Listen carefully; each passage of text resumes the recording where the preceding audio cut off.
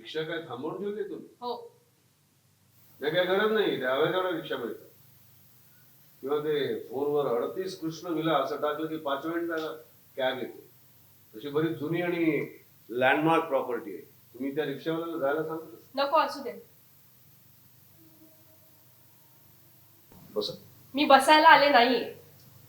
एक कल्पना आहे मला, बोलायला आला आहात. पण आपल्याला जो विषय बोलायचा आहे तो असा उभ्या उभ्या बोलून निस्तरण्यासारखा नाहीये ना. सविस्तर बोलण्यासारखे काही नाहीये त्यात. तसं असतं तर मी तुम्हाला इथे बोलवून घेतलं नसतं आणि मुळात तुम्ही आला नसता. शेवटचा पर्याय म्हणून आले. काय तो सोक्षमोक्ष लावा आणि मला जाऊ दे. नाही, तुम्हाला इथे विनाकारण थांबवून ठेवण्याचा माझा अजिबात हेतू नाहीये. बरं का, एक तरुण कलाकार काही वर्षांपूर्वी रंगमंचावरती येतो. अनेक नाटकं करत करत करत करत 50व्या नाटकाचा पल्ला आता तो गाठतोय. मात्र तो कलाकार आता तरुण राहिलेला नसला तरी तो आता चिरतरुण झालेला आहे. असे डॉक्टर गिरीश ओक माझ्यासोबत आहेत आणि त्यांचं हे 50वं नाटक आहे आणि ते 50वं नाटक आहे 38 कृष्णविला. 50वं नाटक याच्यापेक्षा सुद्धा तुम्ही अशा काळामध्ये ही नाटके केलीत की ज्याच्यामध्ये तुम्ही स्वतःला अशासाठी नशीबवान समजता का की खूप सिद्धहस्त लेखक, दिग्दर्शक आणि सहकलाकार यांच्याबरोबर तुम्हाला काम करायला मिळालं आणि ती 50 नाटकं त्या प्रकारची त्या दर्जाची मिळाली, याचं जास्त तुम्हाला अप्रूप किंवा ते त्याच्यासाठी तुम्हाला नशीबवान समजता का?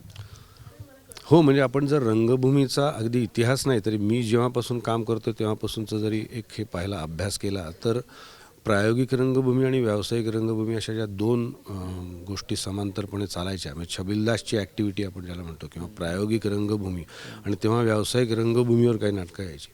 ती दरी जी होती, या दरी नको म्हणूया आपण, जे अंतर होतं ते अंतर हळूहळू कमी होत मी जो काळ पाहिला त्यात काही नाटकं मला आता नीट आठवत आहेत ती अशी की ती काही वर्षांपूर्वी आली असती तर ती प्रायोगिक रंगभूमीवर आली असती आणि काही प्रयोग होऊन बंद झाली असती, पण ती माझ्या काळात मी पाहिली की ती डायरेक्ट व्यावसायिक रंगभूमीवरच ओपन झाली आणि व्यावसायिक रंगभूमीवर अतिशय यशस्वीपणे चालली. हा सगळा काळ मी पाहिला की लेखक वेगळ्या प्रकारचा लिहायला लागले, नेपथ्यकार वेगळ्या प्रकारचं नेपथ्य करायला लागले, म्युझिक या ज्या पूरक गोष्टी आहेत ह्या सगळ्या वेगळ्या प्रकारे वापरल्या गेल्या. हा सगळा काळ मी पाहिला आणि ते सगळे दिग्दर्शक माझे मित्र आहेत, त्यांच्याबरोबर मी काम केलं आहे. सो त्या बाबतीत मी लकी समजतो की त्या आधीचा जो होता सगळ्या नाटकांचा प्रकार होता तोही त्या काळानुसार करेक्टच होता.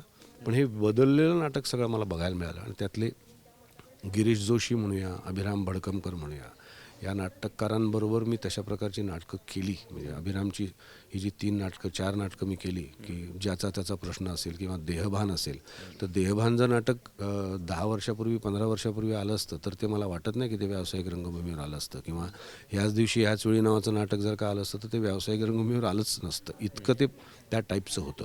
पण ते इथे ॲक्सेप्ट झालं, लोकांना आवडलं, त्याचे 250, 300, 500 प्रयोग झाले. सो मला खूप बरं वाटतं की त्या काळात मी होतो आणि आता त्याच्याही पुढे अजून रंगभूमी जाते आणि मी ती बघतोय. डॉक्टर, पण तुम्ही तुमच्यासारखेच अजून काही नट, हे तुम्ही काही मोजके असे कलाकार आहात की गेले सतत काही वर्ष तुम्ही नाटक करताय. तुम्ही नाटक करता ही महत्त्वाची गोष्ट आहे. तुम्ही सिनेमाही करताय, तुम्ही टेलिव्हिजनही करताय, पण तुम्ही नाटक करणं सोडलेलं नाही आहे. तुम्हाला हा रंगभूमी, हा जो थिएटर आहे किंवा समोरचे प्रेक्षक आहे, काय ओढून आणतं तुम्हाला? कारण अनेक कलाकार, म्हणजे प्रत्येकाची वेगळ्या वेगळ्या कमिटमेंट असतील, पण डॉक्टरांना अजूनही काय ओढून आणतं इथपर्यंत? काय मी वेगळं सांगायला नको, नाटकामधली प्रयोगशीलता हा जो फॅक्टर आहे किंवा हे जे एलिमेंट आहे किंवा हा जो गुण आहे तो इतर दोन माध्यमात नाही. टेलिव्हिजनला किंवा फिल्मला मी एक शॉट दिला की तिथे माझं कार्य संपतं, त्याच्यात मी अजून काहीही सुधारणा करू शकत नाही आणि तेच प्रयोगागणिक मी माझा परफॉर्मन्स बदलत जाऊ शकतो, वाढवत जाऊ शकतो, अजून भरत जाऊ शकतो आणि त्या एकाच गुणामुळे नाटक करावंसं नटाला वाटतं. आणि पुन्हा नाटक हे नटाचं माध्यम आहे. नट लेखकाला जे म्हणायचं आहे ते दिग्दर्शकांनी सांगितल्याबरोबर हुकूम प्रेक्षकांसमोर देतो. डिलिव्हर करणारा जो आहे, ज्याला लागूननी खूप छान शब्द वापरला त्यांच्या आत्मचरित्रासाठी, Laman is a conveyor. So देतो तो नट आहे आणि इतर दोन माध्यमांमध्ये तो दिग्दर्शक आहे. ते माध्यम दिग्दर्शकांचं होतं अर्थात ती माध्यमं त्यांच्या ठिकाणी त्यांचे काही बलस्थानं पण आहेत की लार्जर दॅन लाईफ म्हणजे आपण म्हणतो फिल्मला त्याच्यात खूप तुमच्या जिवंत आयुष्यापेक्षा खूप मोठं बनतं ते आणि त्याला लाईफही खूप राहतं. म्हणजे 40 वर्षापूर्वी पाहिलेला चित्रपट तुम्हाला आजही आठवू शकतो. दुसरं माध्यम आहे ते छोटं आहे, खूप तात्कालिक आहे, पण त्याचा रीच खूप स्ट्रॉंग आहे. एका क्षणी तुम्ही जगभर दिसता. आणि दुसरा एक मुद्दा आत्ता मला प्रकर्षाने सांगावा असा वाटतो तो असा की 2 वर्षापूर्वी जेव्हा नाटक बंद झालं तेव्हा अंधार होता समोर सगळा आणि जेव्हा पहिलं सुरू झालं ते माध्यम हे टेलिव्हिजन सुरू झालं. सो मला माझं स्टेटमेंट तेव्हा मी बदललं की माझं नाटकावर प्रेम आहे पण मी सर्वाईव्ह झालो तो टेलिव्हिजनमुळे आणि नाटक आता परत सुरू झाल्यावर परत तो दिलासा मिळाला.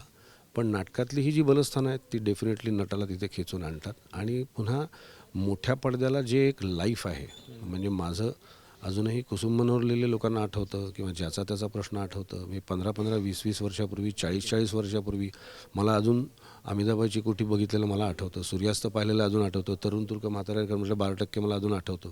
लोकांनाही आठवतं. तर हे जे आहे ते तुम्ही थिएटरमध्ये जाता, पडदा उघडेपर्यंत थांबता, पडदा उघडल्यावर नाटक बघता आणि मग घरी जाता. सो हे कुठेतरी मेंदूच्या वेगळ्या कप्प्यात जात असावं आणि घरी जे माध्यम येतं ते तेवढं टिकत नाही असं. आपण तुमच्या 50व्या नाटकाकडे पण 50व्या म्हणण्यापेक्षा या नव्या नाटकाकडे येऊया. काय तो लेखक तुम्हाला वाचताना भावला की करावासा वाटला की म्हणजे हे केलं पाहिजे? याआधी 2 पात्रांची नाटकं मी केली आहेत. यू टर्नचे दोन्ही भाग मी केले, खूप प्रयोग केले. त्यानंतर मी नाटक केलं वेलकम जिंदगी, त्यात 3च पात्रं होती आणि खरं तर 2च म्हणजे मी आणि भरत जाधवच. त्यामुळे 2 पात्र हा काही मोह नव्हता.